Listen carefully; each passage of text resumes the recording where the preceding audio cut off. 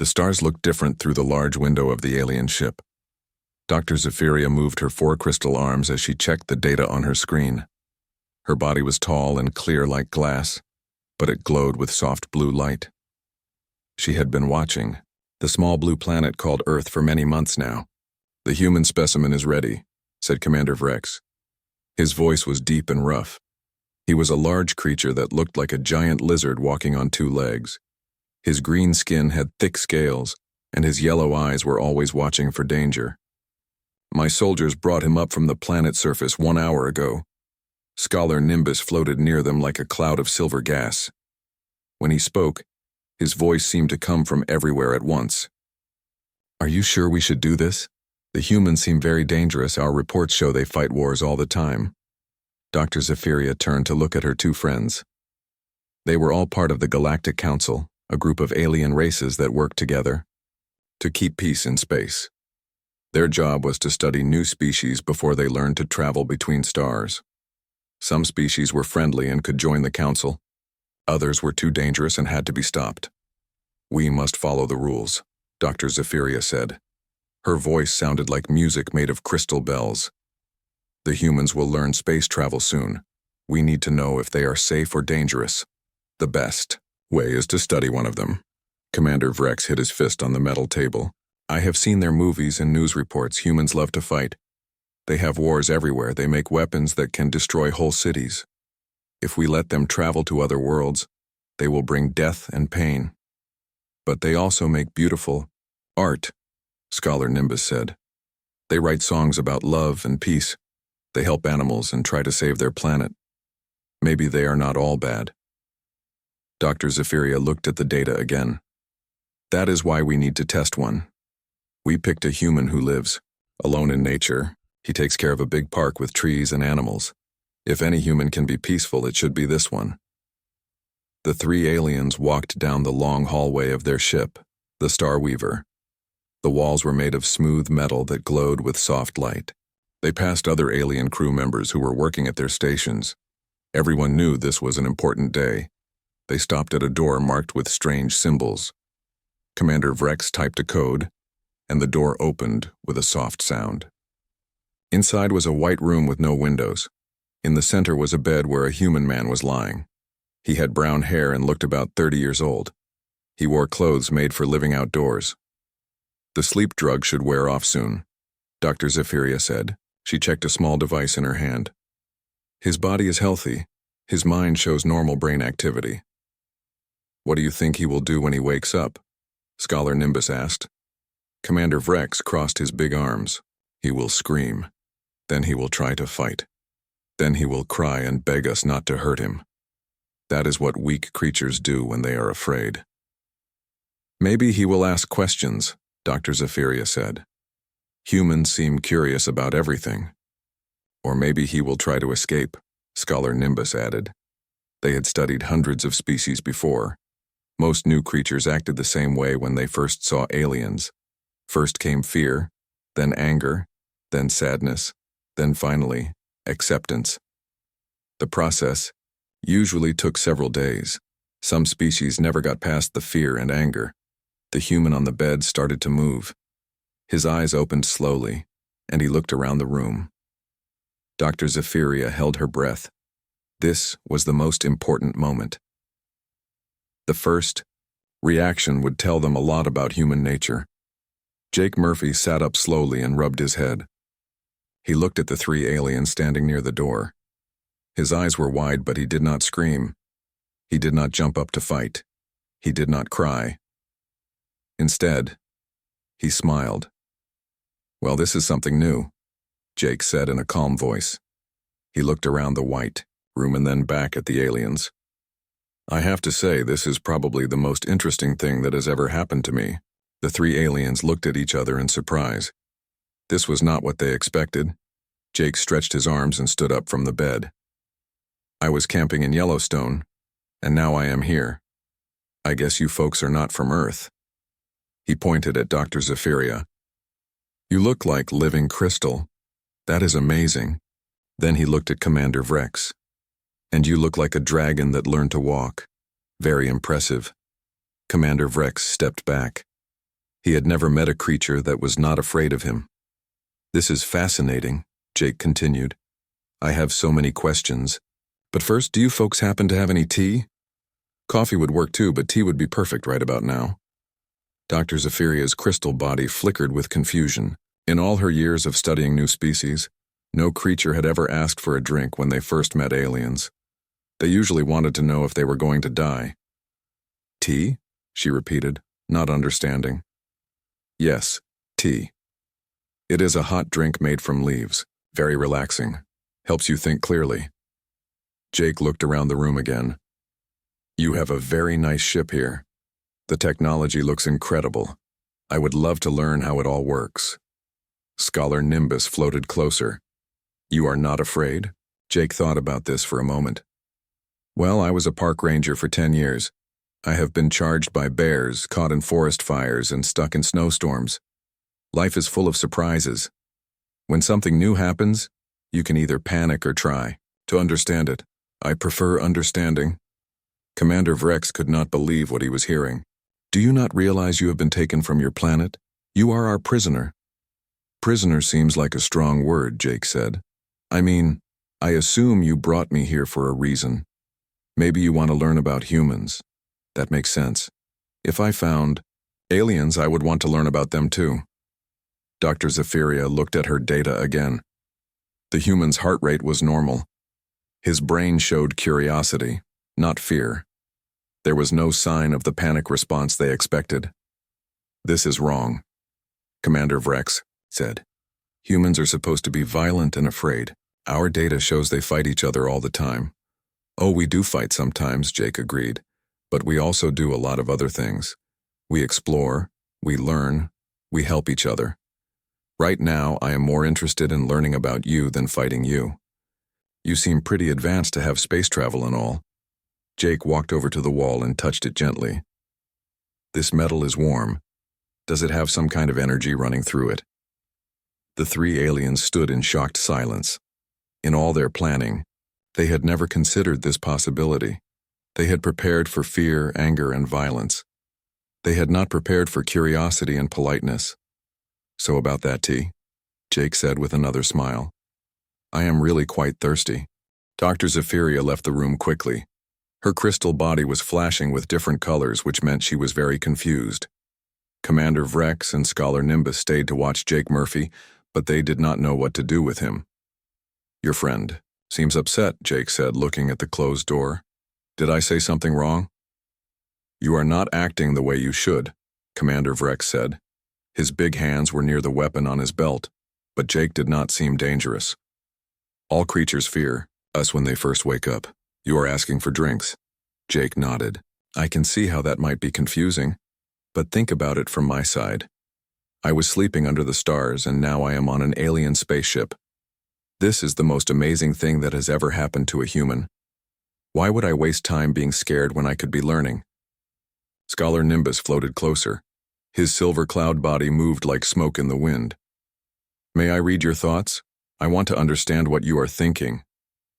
"You can read minds?" Jake asked with excitement.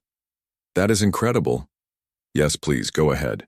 Though I should warn you, my thoughts are pretty messy right now. I keep thinking about how this ship works and what your home planets look like." Scholar Nimbus reached out with his mind and touched Jake's thoughts. What he found made him pull back in surprise. The human's mind was not full of fear or anger. Instead, it was full of wonder and questions. Jake was thinking about the aliens, technology, their culture, and how space travel worked. There was no hidden plan to escape or fight. "This is very strange," Scholar Nimbus said. "His thoughts are completely honest. He really does want to learn about us." The door opened and Dr. Zephyria came back. She was carrying a small cup filled with brown liquid. "I made this using our food machines," she said. "It is supposed to be like your tea, but I am not sure if it is correct." Jake took the cup and smelled it. His face changed a little. "Well, it smells like tea, sort of." He took a small sip and tried not to make a face. "It tastes like tea mixed with metal and old socks." "I told you humans would complain," Commander Vrex said. "Oh no, I am not complaining," Jake said quickly. "I really appreciate that you tried. Making food for a different species must be very hard. Maybe I could help you make it better? I know a lot about tea. Dr. Zephiria's crystal body stopped flashing. You want to help us? Sure. You brought me here to learn about humans, right?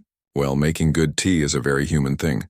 We have been making tea for thousands of years. It brings people together and helps them talk. Jake sat down on the bed and looked at the three aliens. Can I ask you some questions? I promise I am. Not planning anything bad. I'm just curious. The aliens looked at each other. This was not going the way their training said it should go. What do you want to know? Dr. Zephyria asked. Well, where are you from? How many species are in your council? How long have you been watching Earth? Do other planets have trees and animals like we do? Jake's questions came fast, and his eyes were bright with interest. For the next hour, the aliens found themselves answering Jake's questions. Dr. Zephyria told him about her home planet, which was made mostly of crystal caves. The people there grew up in caves filled with beautiful light and music. Commander Vrex talked about his warrior planet, where his people learned to fight from the time they were children. But Jake asked good questions about their culture and art, not just their weapons. Scholar Nimbus described his gas world, where his people floated through clouds and shared thoughts with each other all the time. That sounds wonderful, Jake said. You all come from such different places, but you work together. That gives me hope for humans too. Hope? Commander Vrex asked. Yes. You see, humans fight sometimes because we are afraid of things that are different. But if you three can be friends, maybe humans can learn to do the same thing. Dr. Zephyria checked her data again. The human's body is still calm. His heart rate is normal. He is not lying or trying to trick us. Why would I lie? Jake asked. You could probably tell if I was lying anyway. Besides, lying would not help me learn about you. Scholar Nimbus moved closer to Jake. The Council has been watching your planet for 1 year. We saw your wars and violence. We saw humans hurting each other and their planet. That is why we are not sure if humans can join the Council. Jake was quiet for a moment. When he spoke again, his voice was more serious. I understand why you are worried. Humans do fight and we have hurt our planet. We make mistakes, but we also learn from our mistakes. We also help each other and try to make things better. How do we know you will not bring war to other planets? Commander Vrex asked. You do not know, Jake said honestly. But let me tell you something about humans. We are always changing. We used to think the Earth was flat. We used to think we could never fly. We used to think talking to people on the other side of the world was impossible, but we learned and grew. Jake stood up and walked to the wall again. 100 years ago, my country was fighting a terrible war. Now we are friends with those same countries. Humans can change. We can learn to be better. But what if you cannot? Change fast enough? Dr. Zephyria asked. What if you spread to other worlds before you learn to be peaceful? Jake thought about this. That is a fair worry. But maybe that is why you are here. Maybe you can help us learn faster. Maybe humans need teachers, not judges. The three aliens were quiet. They had never thought about being teachers before. The Council usually just decided if a species was safe or dangerous. Your people sent you to study one human, Jake said. Well, here I am. What do you want to know? We want to know if humans are too dangerous for space travel, Scholar Nimbus said. Then test me, Jake said. Give me problems to solve, put me in different situations, see how I react. But maybe also let me show you the good things about humans, not just the bad things. Commander Vrex looked at Dr. Zephyria. This is not following our normal procedures. No, she agreed. But maybe our normal procedures are not working with this species. Jake finished the terrible tea and handed the cup back to Dr. Zephyria. Thank you for trying to make tea. Next time, maybe use less metal taste. Dr. Zephyria made a sound that might have been laughter. I will remember that. So what happens now? Jake asked. Now we study you, Commander Vrex said. We watch how you behave. We test your reactions.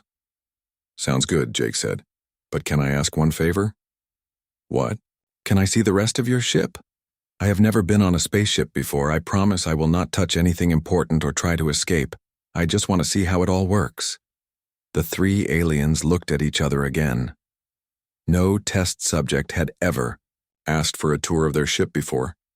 "That is not normal procedure," Dr. Zephyria said. "Well," Jake said with a smile, "I do not think I am a normal test subject." 3 days later, Jake Murphy had become the strangest thing that had ever happened on the Starweaver. The alien crew members would stop their work to watch him walk by.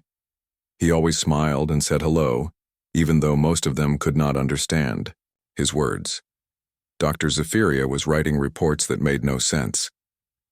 Day 3. Human subject continues to show no fear response. Subject has helped repair the water recycling system using a method we never considered. Subject also created artistic drawings of his home planet that have made several crew members emotional. Jake had drawn pictures of mountains and forests using materials from the ship's supply room. The aliens had never seen Earth landscapes before. They found the drawings beautiful and sad at the same time. "I do not understand this," Commander Vrex said, looking at a drawing of a sunset over a lake. "Why does this image affect me? It is just marks on paper." "Art is supposed to make you feel things," Jake explained. "Humans make art to share emotions and memories. When you look at that picture, you feel what I felt when I saw that sunset." Scholar Nimbus had been reading Jake's mind regularly, with Jake's permission. What he found worried him. The human's thoughts are becoming more complex. He is learning about our technology and culture very quickly, but he is also thinking about his home planet more. "Are you homesick?" Dr. Zephyria asked Jake. Jake was helping her adjust the food machine to make better tea. They had been working on the recipe for 2 days. "A little," he admitted. "I miss the mountains and the fresh air. I miss my job taking care of the forest. But I also know this experience is important." "Important how?" "Well, if your council decides that humans are safe, then someday my people will travel to the stars. If you decide we are dangerous..." Jake did not finish the sentence, but they all knew what it meant. Commander Vrex had been testing Jake in different ways. He would create emergency situations to see how Jake reacted. When alarms went off, Jake did not panic. When there were problems to solve, Jake helped think of solutions. When other aliens were in trouble, Jake offered to help. Yesterday, the human stayed awake all night to watch over Engineer Flux while he recovered from his injury, Commander Vrex reported. The human had no reason to care about Flux. They are different species. But the human said everyone deserves someone to watch over them when they are hurt. Engineer Flux was a small blue creature with many eyes. He had been hurt when a machine broke down. Jake had sat beside his medical bed, talking quietly and making sure he was comfortable. By morning, Flux was calling Jake friend in his own language. "This is what confuses me about humans," Dr. Zephyria said. "They can be violent and cruel to their own species, but this one shows kindness to complete strangers." Jake was sitting in the ship's observation room looking out at the stars. "Can I tell you something about humans that might help you understand us better?" The three aliens joined him at the large window. "Humans are not all the same," Jake began. "We have many different cultures and beliefs. Some of us are violent, some are peaceful, some are selfish, some are generous. But most of us are trying to be better than we were yesterday." "How do we know which type of human will travel to the stars?" Scholar Nimbus asked.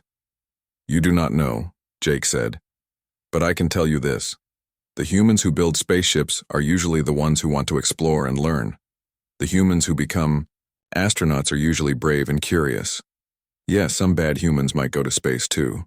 But I think most of the humans you meet out here will be the good ones." Commander Vrex sat down beside Jake. His large body made the chair creak. "On my world, we solved this problem by testing everyone in combat.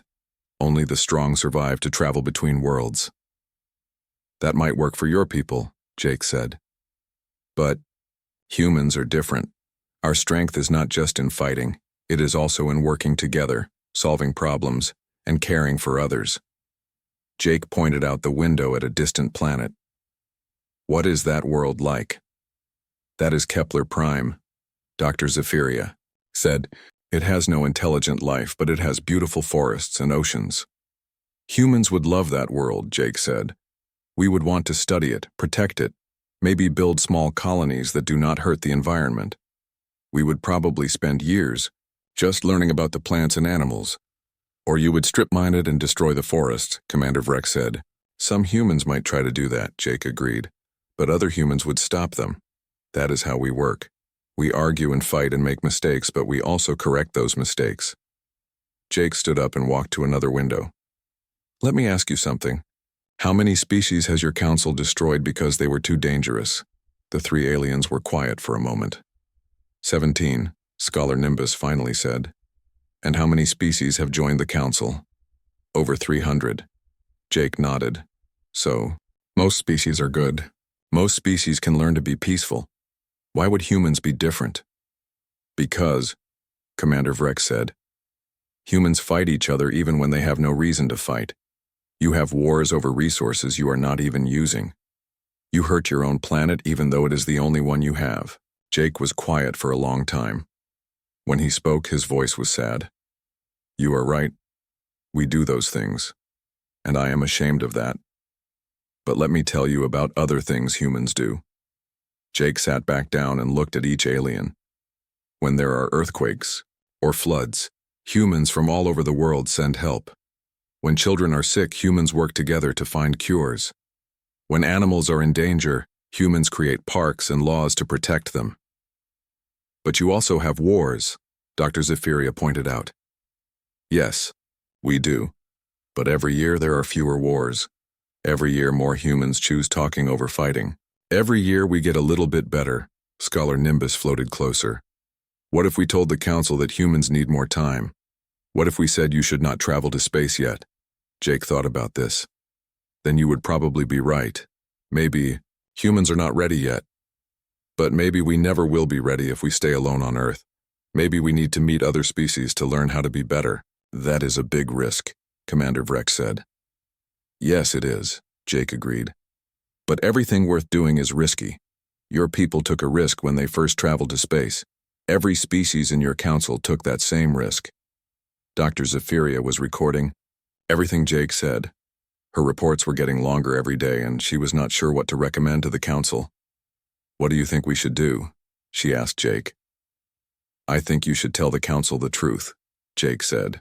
Tell them that humans are complicated. Tell them we can be both good and bad. Tell them we are still learning and growing. Then let the council decide if that is enough. And what do you think they will decide? Jake smiled.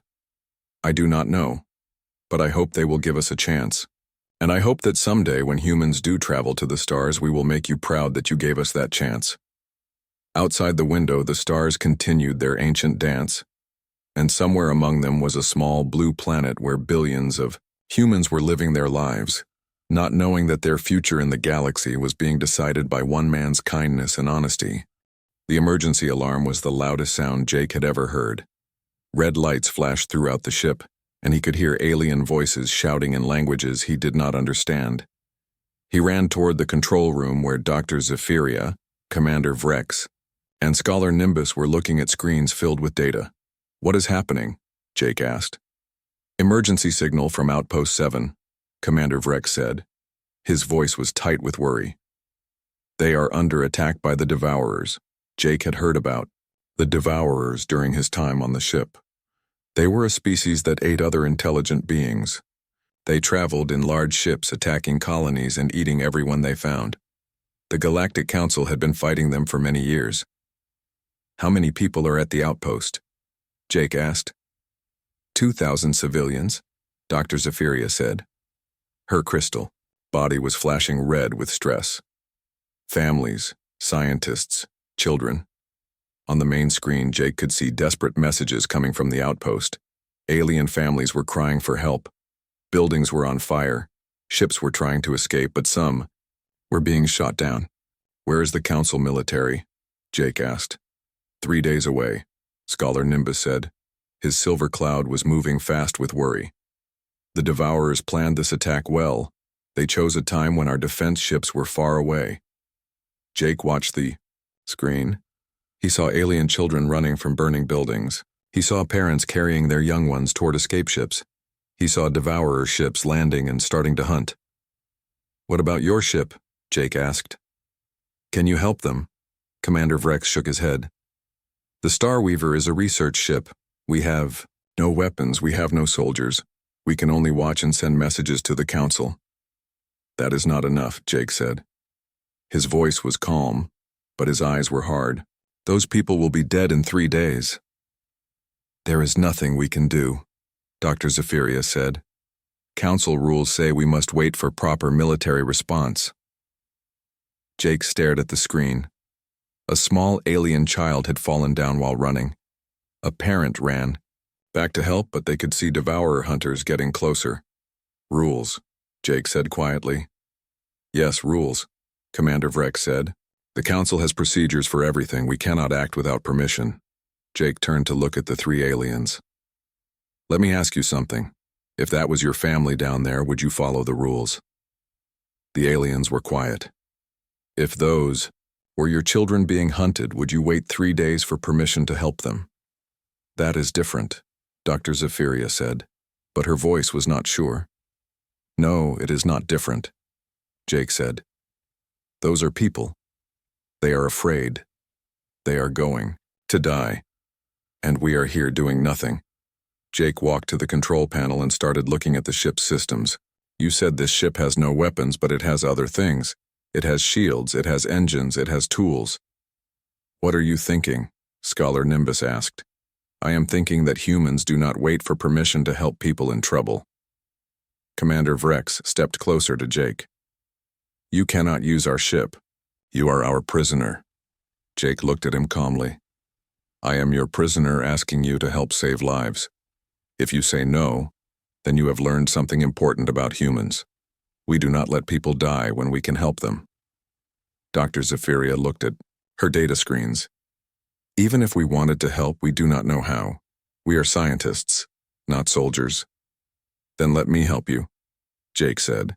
"Humans have been fighting for thousands of years. We know about strategy and tactics. Maybe we can think of something your military training did not teach you." "That is against all our rules," Scholar Nimbus said. "Then break the rules," Jake said simply.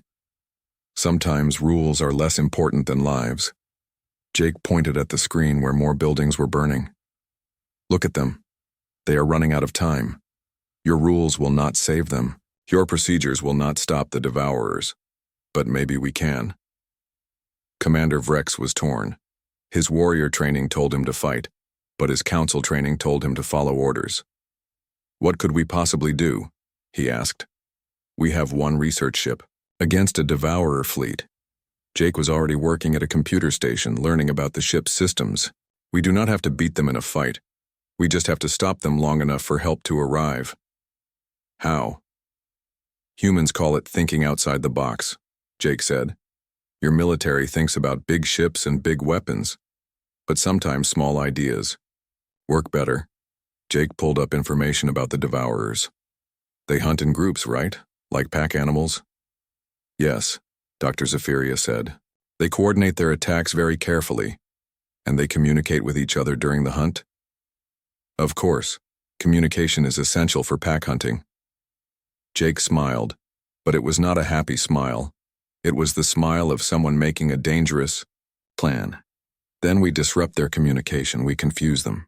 We make them think there are threats that do not exist." "How do we do that?" Scholar Nimbus asked. "With your ship's sensors and transmitters. We broadcast false signals. We make them think Council military ships are coming from different directions. We make them think there are weapons that are not really there." Commander Vrex looked interested despite himself. "Deception tactics." "Exactly. And while they are confused and trying to figure out what is real, the people at the outpost can escape." Dr. Zephyria was checking her systems. "It might work. Our sensors are very advanced. We could make false readings appear on their screens, but it is still against Council rules," Scholar Nimbus said. Jake looked at all 3 aliens. "Then you have to decide what is more important, following rules or saving lives." The alarm continued to sound. On the screen, more escape ships were being shot down. If we do this, Commander Vreck said slowly, we will be in trouble with the Council. Maybe, Jake said. But if we do not do this, 2,000 people will be dead. Which can you live with? Dr. Zephyria made a decision. Scholar, Nimbus, start working on the false signals. Commander Vrex, prepare the ship for high-speed maneuvers. We are going to help them. And if the Council punishes us? Scholar Nimbus asked. Then we tell them we learned something important from our human subject, Dr. Zephyria said. We learned that sometimes doing the right thing is more important than following orders. Jake was already working at another station, planning their approach. This is going to be dangerous. The Devourers will figure out what we are doing eventually. How long do we need? Commander Vrex asked. Long enough for the people to escape. Maybe an hour. Can we fool them for an hour?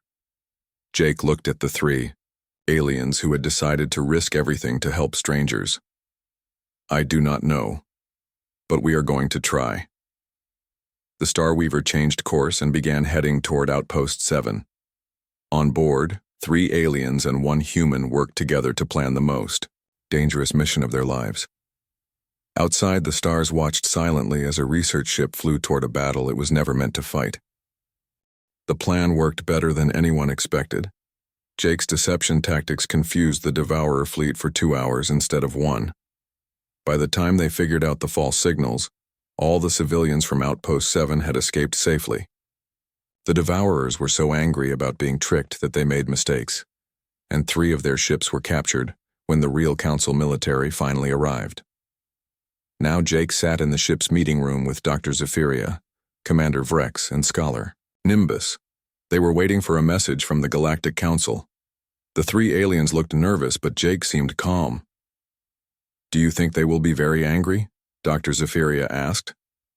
Probably, Jake said, but you saved 2,000 lives. That has to count for something. Commander Vrex was cleaning his weapons, which he did when he was worried. We broke many rules. We used a research ship in combat. We acted without permission.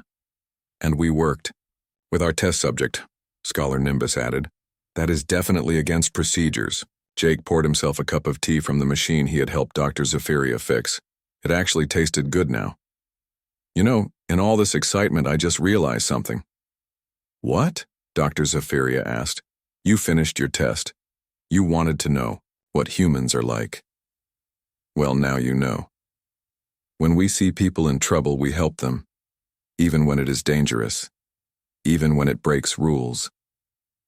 The aliens looked at each other. Jake was right. The test was over. So what is your report going to say? Jake asked. Dr. Zephyria had been thinking about this for days. I am going to tell them the truth.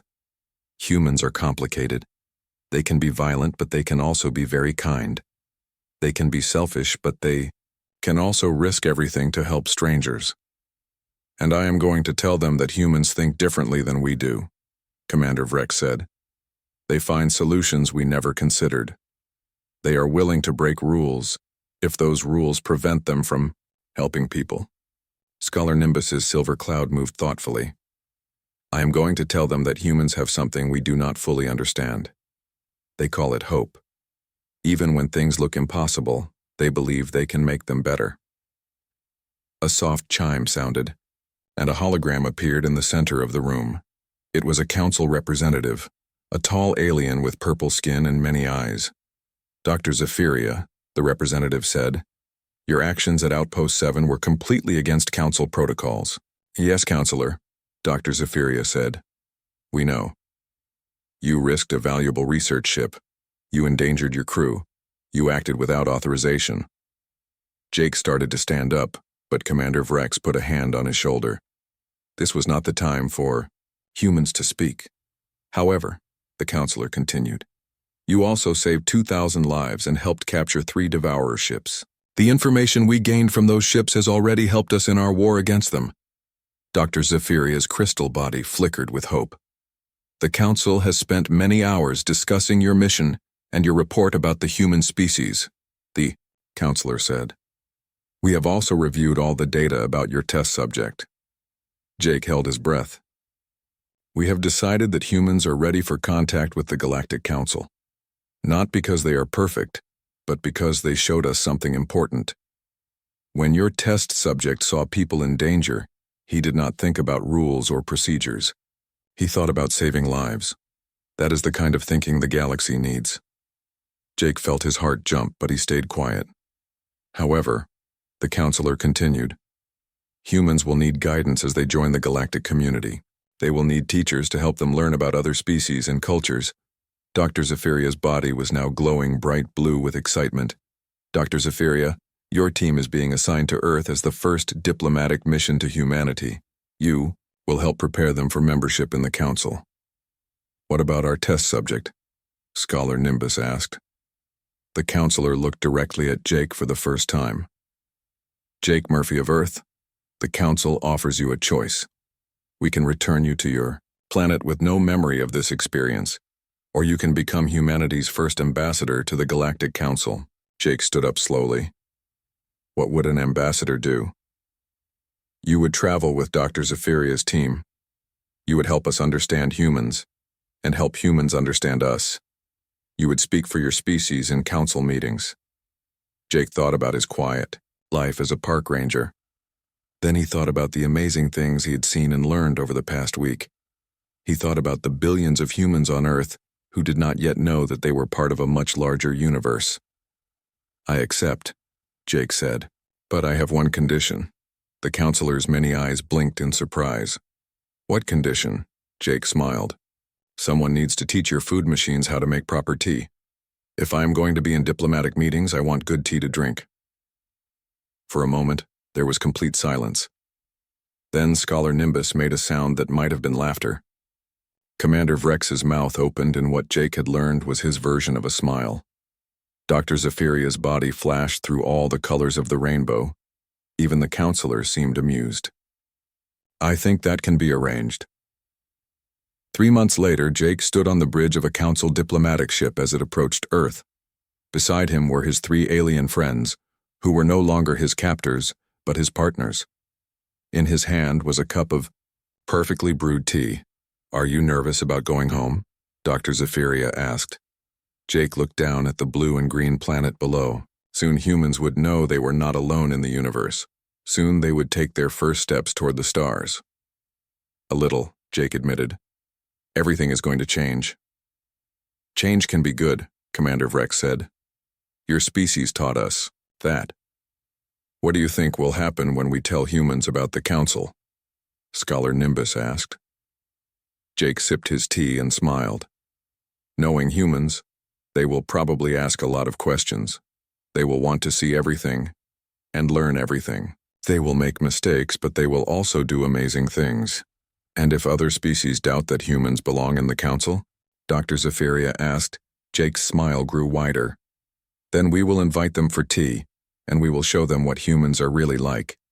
One conversation at a time. The ship began its descent toward Earth. Soon, the first meeting between humanity and the Galactic Council would begin, and it would start the way Jake Murphy preferred all important meetings to start, with good tea and honest conversation. In the years that followed, humans would spread to the stars. They would make mistakes and cause problems, just as Jake had warned. But they would also bring new ideas, compassion, and hope to a galaxy that needed all three. And whenever diplomatic meetings became tense or difficult, Ambassador Jake Murphy would smile and ask if anyone wanted tea. It was amazing how much better things went when people took time to share a good cup of tea. The galaxy was about to discover that sometimes the most powerful force in the universe was not advanced weapons or superior technology. Sometimes it was just simple human kindness, offered freely to anyone who needed it, even to aliens who had originally planned to judge whether humanity deserved to survive.